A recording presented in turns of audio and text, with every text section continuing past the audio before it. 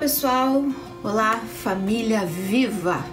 Com certeza eu creio que a sua família está bem viva nesse tempo aí que a gente está vivendo de tantas notícias, né, e tantas coisas confusas e ainda muito difíceis pra gente e misteriosas. Mas enfim, a nossa família caminha, a nossa família precisa caminhar em meio a todas essas adversidades. E hoje eu queria compartilhar com vocês a respeito dos filhos. Os filhos, talvez você tenha um, dois ou mais, talvez você queira ser mãe, esteja desejando ainda ser mãe, talvez você seja aquela tia que cuida do seu sobrinho com muito carinho, com muito amor, que tem ele como um filho. Talvez você não seja uma mãe biológica, seja uma mãe do coração, como a gente fala, né? Não importa, você que tem criança em casa, que é responsável pelos seus filhos, de alguma forma, eu queria deixar um recado para você hoje. Então, eu gravei um videozinho essa semana no IGTV e que dentro desse vídeo eu falei, vou me lembrar mais ou menos do que eu falei. Não permita, não faça, né, com que você seja o primeiro lugar na vida dos seus filhos, mas que Deus seja o primeiro lugar na vida dos seus filhos, na vida do seu marido, da sua família, né, da sua esposa. Que não seja você que queira ocupar esse lugar de prioridade.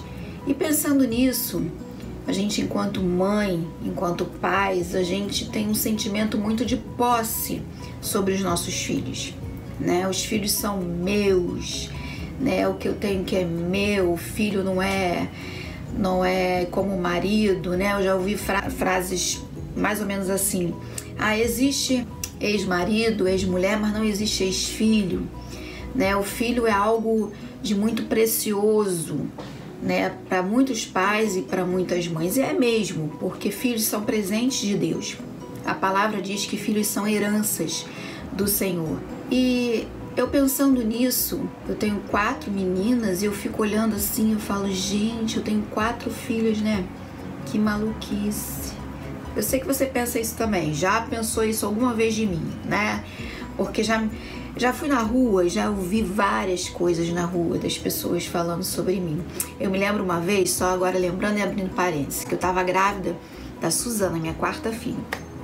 Eu entrei no shopping, eu, meu marido, minhas filhas e eu com o maior barrigão. E aí subimos no elevador e a senhora falou assim, são todas suas, mas ela falou com uma fisionomia assim, meio que me repreendendo. Eu falei, sim. Está grávida do quarto? Aí eu falei, sim, é outra menina. E aí ela falou assim, mas não vai parar não? E aí o meu marido, muito chateado, mas ao mesmo tempo querendo responder, ele falou assim, não. Sabe que não pensei ainda em parar. E a mulher ficou assim muito sem graça, né, saiu e tal.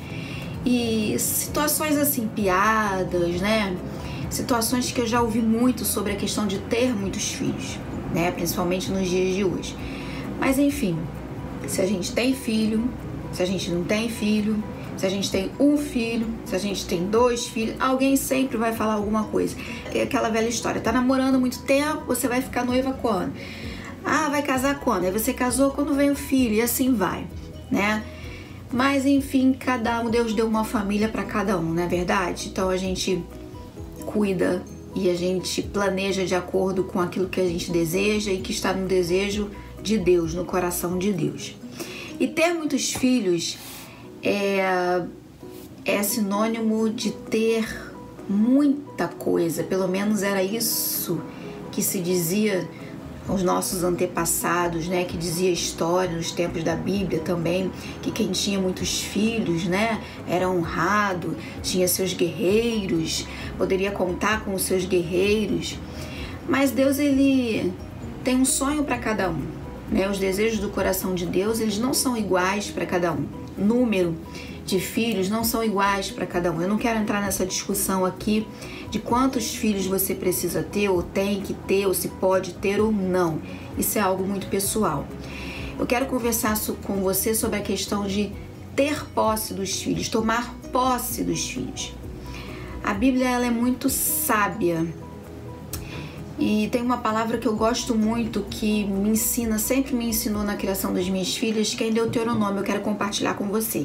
Se você não tem a Bíblia aí, de repente você pode depois abrir no celular, no aplicativo e pesquisar essa palavra. Deuteronômio 6, do versículo 5 ao 9. Ele diz assim: ame o Senhor, o seu Deus, de todo o seu coração, de toda a sua alma e de todas as suas forças. Que todas essas palavras que hoje eu ordeno estejam em seu coração. Ensine-as com persistência aos seus filhos. Converse sobre elas quando estiver sentado em casa, quando estiver andando pelo caminho, quando se deitar e quando se levantar. Amarre-as como um sinal nos braços e prenda-as na testa. Escreva nos batentes das portas de sua casa e em seus portões. Quando a gente fala de filhos, né, que os filhos não são nossos, é bom lembrar, os filhos não são nossos. A gente fica pensando então, por que nós temos os filhos se um dia eles vão embora? Por que nós investimos tanto neles, né, em estudo e tudo que a gente pode fazer, e de repente eles seguem o caminho deles, de repente eles se distanciam? E eu já ouvi uma vez uma pessoa, uma mãe, falar assim: jamais eu quero que os meus filhos vão para longe de mim. Uma mãe não, né? Várias. Quem não quer seus filhos perto? Todo mundo quer seus filhos perto, é lógico. Mas a gente precisa entender que os filhos não foram criados para permanecer conosco a vida inteira. Alguns até permanecem pelas escolhas, às vezes por um tempo, pelas adversidades da vida, mas eles foram criados para seguirem seus caminhos. Filhos são como flechas, a Bíblia também fala isso, né? E flecha, ela só tem sentido se ela for lançada. Se ela ficar ali, né, guardadinha, ela não tem sentido de flecha. Mas como fazer isso, né? Como entender que os nossos filhos precisam ir? Eu acredito muito que o que a gente tem, na verdade, que a gente quer prender os filhos, é porque a gente tem medo. A gente tem medo que eles façam escolhas erradas, a gente tem medo que eles se frustrem, que eles sejam infelizes. A gente tem medo de se frustrar, né? De algum momento a gente olhar e, ai, o que eu fiz? Errei, né? Vem a questão do sentimento de culpa. Mas a palavra de Deus, ela é a melhor, a prioridade, eu vou dizer assim, na criação dos nossos filhos. A gente tem aí diversas ferramentas, né? A gente tem a escola, a educação, a gente tem autores que escrevem muito sobre filhos, sobre maternidade, sobre criação de filhos. A gente tem a experiência das pessoas com mais sabedoria. Isso tudo é muito válido. Mas quando a gente lê aqui na palavra de Deus e que Ele ordena que a gente tenha Deus em primeiro lugar, que a gente ame a Deus com todo o nosso coração, com toda a nossa alma e com todas as nossas forças, e que essas palavras estejam firmadas no nosso coração, e Ele ainda diz assim, ó, ensine-as. Então a receita está aqui. Ensine teu filho, a tua filha a amar a Deus sobre todas as coisas.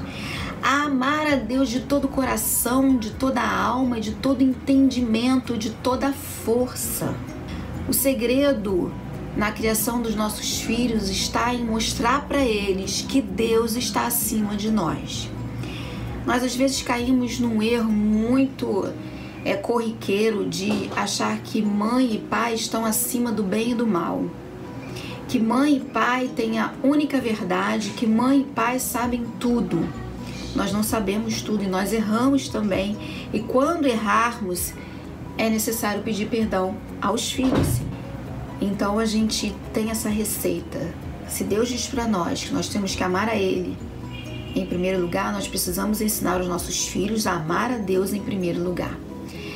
E a palavra ainda continua dizendo assim, olha, ensine com persistência. Insista em ensinar.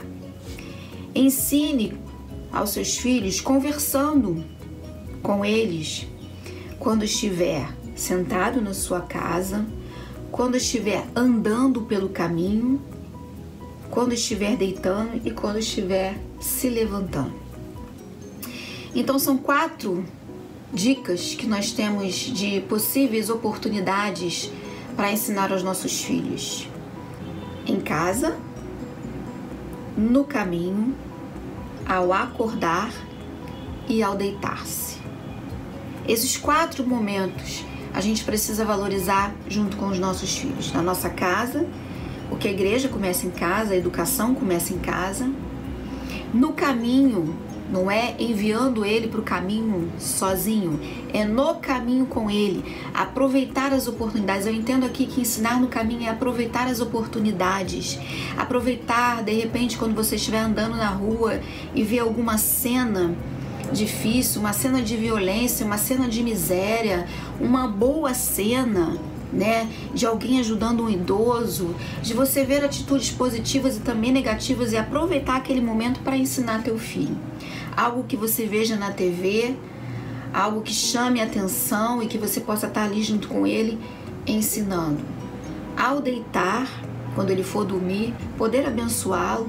Quando eles são pequenos, a gente tem a oportunidade de contar histórias. Eu inventava muita história, porque eu já tinha lido tanta história que eu acabava inventando as histórias. E outro dia elas estavam lembrando aqui: mãe, tinha uma história que você contava sempre da borboleta no jardim, da borboleta azul. Então eu inventava essa história, eu fazia várias histórias com a borboleta azul no jardim. E às vezes a gente até acabava dormindo antes, né, dos filhos. Isso acontece também. E ao levantar, né, aquele bom dia, que às vezes a gente não tá bem, porque a gente não é perfeito, mas aquele momento que a gente pode dizer: como é que você dormiu, filha? Foi tudo bem? Deus te abençoe quando sair para a escola. Vamos orar antes de sair. A gente tem sempre o hábito de manhã estar orando com elas antes delas irem para a escola, porque depois que crescem, cada um começa a ter uma atividade, é curso, é dança, e às vezes só vamos nos encontrar todos à noite. Então, o meu recado para você hoje é esse: os filhos não são seus, os filhos não são nossos, eles vão. E como eles vão, esse é o nosso medo, esse é o nosso receio. Mas a receita está aqui. Mostra teu filho que você ama a Deus sobre todas as coisas, até sobre ele mesmo. Ensine ele a amar esse Deus sobre todas as coisas, a colocar esse Deus em primeiro lugar na vida dele, assim como você coloca na sua. E aproveite as oportunidades. E aqui no finalzinho ele fala: escreva, né, nos batentes das portas. E eu tenho isso de vez em quando, tinha mais quando elas eram menores, escrevia muito versículos na cozinha. Quem me conhece sabe que chegava lá, sempre tinha um versículo. E elas sempre repetiam, a gente estava lendo, eu sempre estava trocando. Aqui também de vez em quando eu faço isso, coloco na cozinha, né, escrevo na geladeira, para que isso fique na memória, para que essa memória fique firmada no coração e na mente dos teus filhos. Então esse é o meu recado para você.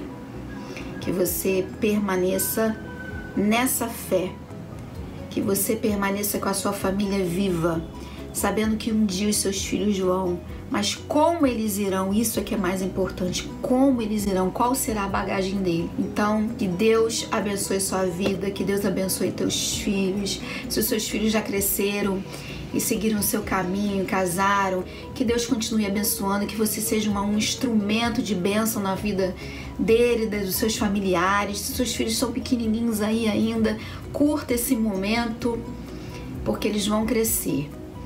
E preste atenção naquilo que você tem feito em casa, no caminho, quando seus filhos vão deitar e quando seus filhos levantam.